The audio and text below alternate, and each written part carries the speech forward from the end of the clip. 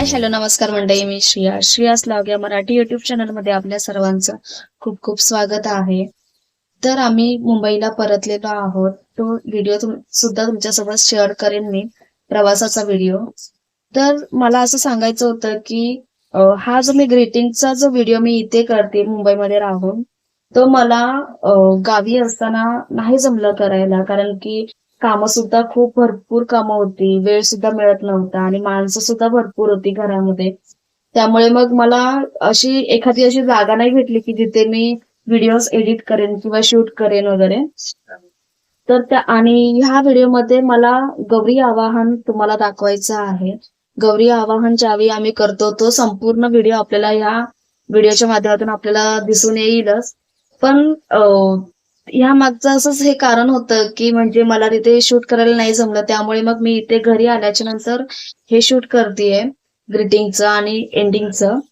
तर तुम्हाला हा व्हिडिओ बघायला आवडेल का? आणि दुसरी गोष्ट म्हणजे ज्यावेळी मालवणमध्ये गौरी आवाहन करतात त्यावेळी कोणत्या पद्धती केल्या जातात, किंवा नदीच्या काठी किंवा विहिरीच्या काठी जाऊन गौरी आणतात, म्हणजे तिथे जाऊन काय करतात, तिथून नंतर मग गौरी घरी आणली जाते. तर ती कशा पद्धतीने घरी आणतात किंवा तिथे काय काय केलं जातं, ह्या सर्व गोष्टी मी शूट केलेल्या आहेत आणि आपल्याला ह्या व्हिडिओमध्ये संपूर्ण माहिती, ज्या ज्या गोष्टी मालवणमध्ये गौरी आवाहनाच्या वेळेस केल्या जातात त्या संपूर्ण माहिती आपल्याला ह्या व्हिडिओमधून दिसून येईल. सर्वात आधी सांगायचं तर ही आमच्या घराच्या समोरची वृंदावन आहे आणि गौरीची सजावट तशीच करतात, अलंकार वगैरे घालून, जशी आपण मार्गशीर्षमध्ये देवीचा घट बसवतो. कोकणामध्ये काही ठिकाणी वडे मटणाचा नैवेद्य असतो, तर काही ठिकाणी गोड नैवेद्य दाखवले जाते.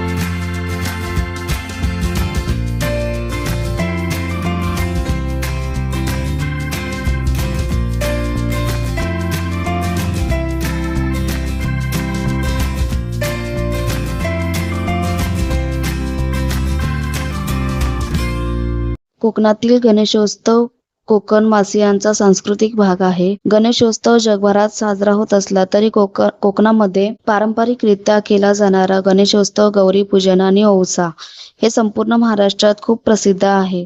असं म्हणतात की गौरी निसर्ग देवता आहे, त्यामुळे तिचे वास्तव्य निसर्गातील पाण्याच्या नैसर्गिक स्रोतांजवळ असते. त्यामुळे गौरी आगमनाच्या दिवशी सुवासिनी स्त्रिया किंवा कुमारिका पिढ्यानपिढ्या त्यांच्या ठरलेल्या जागेवर, म्हणजे काही जण नदी किनारी किंवा विहिरीच्या बाजूला किंवा तळ्याकाठी गौरी आवाहन पूजा करायला जातात. पूजनाच्या वेळी ठरलेली जागा स्वच्छ पाण्याने धुतली जाते. मग ती जागा शेण टाकून गोलाकार सारवून घेतली जाते. त्यानंतर त्यावर कणे किंवा वेलबुट्ट्यांची रांगोळी काढतात आणि गौरी त्या जागेवर बसवून गीते बोलली जातात. काही चुकलं असेल तर माफ कर सांगून सर्वांना सुखी ठेव असे गाराणे घातले जातात. तिला हळदी कुंकू लावून बाजूला विडा ठेवलेला असतो, त्या विड्याला सुद्धा हळदी कुंकू लावले जाते आणि गुळ खोबरं ह्याचे नैवेद्य दाखवले जाते. रोवळीमध्ये असलेल्या रोपट्यांना गौरीच्या बाजूला ठेवून रोपट्यांची व विड्याची विधिवत पूजा केली जाते. मुळासकट असलेली रोपटी रोवळीमध्ये ठेवली जाते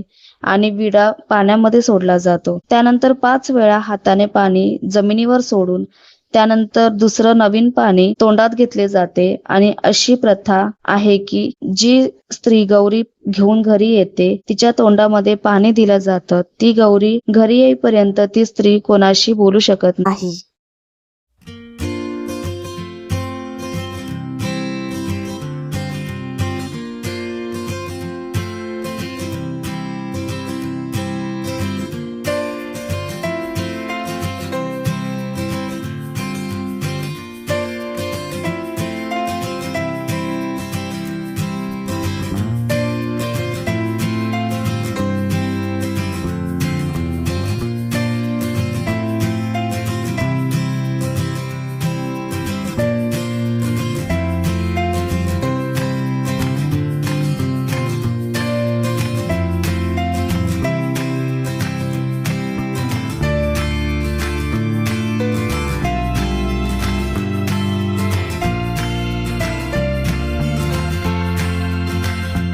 घराच्या पायरीवरून घरात प्रवेश करताना मागे वळून ती तोंडातली चूळ बाहेर सोडून दिली जाते. ज्या स्त्रीकडे गौरी आहे ती स्त्री घरात प्रवेश करताना अशा प्रकारे हळद घातलेल्या पाण्याची बोटे उमटवली जातात. ते सुद्धा करायला एक समोर एक दुसरी स्त्री असते. त्यानंतर गणपती बाप्पाजवळ उजव्या बाजूला गौरीची रोवळी ठेवली जाते. ज्यावेळी गौरी आवाहन आणि गौरी विसर्जन असते तेव्हा कुमारिका किंवा सुवासिनींकडे एक घंटी दिली जाते. ती सुद्धा वारंवार वाजवत राहावी लागते.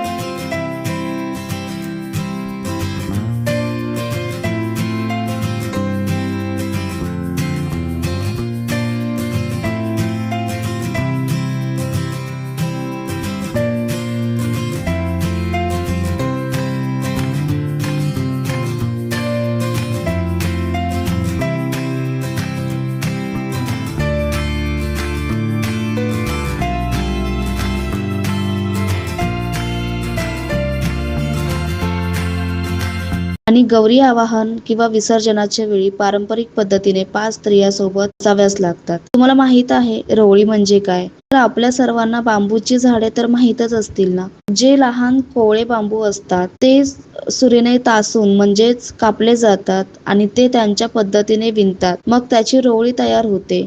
पूर्वी ही रोवळी तांदूळ, भाकरीच्या कण्या धुण्यासाठी, धान्य धुवून वाळवण्यासाठी वापरली जायची. हल्ली ह्या रोवळीचा वापर गौरी सणासाठी किंवा लग्न कार्यामध्ये वापरले जाते. अशा बऱ्याच दुर्मिळ वस्तू आहेत जी बनवण्याची कला कोकणात राहणाऱ्या माणसांमध्ये आहे. मला एक सांगायचं होतं ते म्हणजे ह्या रोवळीमध्ये गौरीसाठी घेतलेली रोपटी कोणती आहेत. ही रोपटी मुळासकट घ्यायची असतात आणि ती सुद्धा 5 किंवा 7 प्रकारची घेतली तरी चालतात. तुळस, तेरडा, हळदीची पाने, आघाडा, कळलावीची वेल अशा प्रकारची रोपटी घेतली जातात. किंवा अजूनही काही आहेत शमी, बेल, दुर्वा, धोत्रा, बोर, माका, कण्हेर, रुई, मंदार, पिंपळ, डाळिंब, अगस्ती, केवडा, जाई, डोरली अशा प्रकारच्या रानफुले किंवा रानपाने, फळे यांचा वापर जास्त प्रमाणात केला जातो. असं म्हणतात की रानातील ही फुलपत्रीच गौराईला अधिक प्रिय आहे. आणि दुसरं महत्वाचं कारण म्हणजे पावसाच्या ह्या भाद्रपद आणि अश्विन कालावधीमध्येच ही सर्व वनस्पती मिळते